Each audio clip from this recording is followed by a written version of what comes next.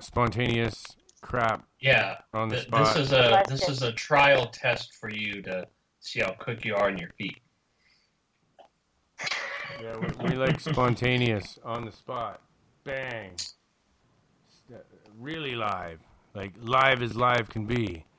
Okay, hopefully I cleared that up. All right, let me check. Let me see how it sounds. I'm not sure what the hell.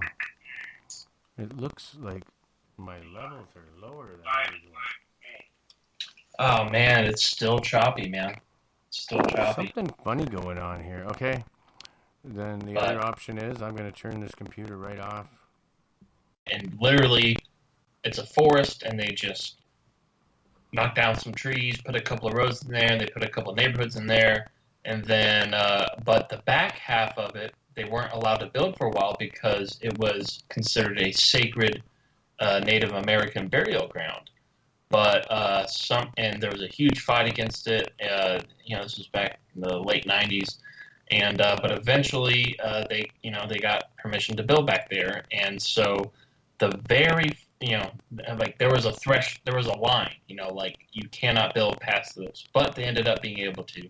And the very first house that was ever built back there on those Native American sacred burial grounds was my house. And we were the first house beyond that point for years.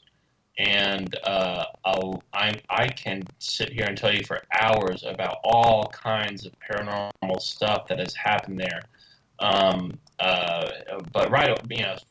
from when I was a little kid, I was already familiar and accepting, just had my eyes opened that, there's some other shit out there. And, but, as far as getting, there's paranormal, but then as far as getting into conspiracy stuff, which I've told this story on our show and on a few other shows that I've been on. But for your audience, though, back when I was living in Los Angeles and pursuing a skateboarding career, one thing led to another. I ended up kind of working in the music industry, and then from there I got introduced. Long story short, I ended up working for this corporation called Tau Creative.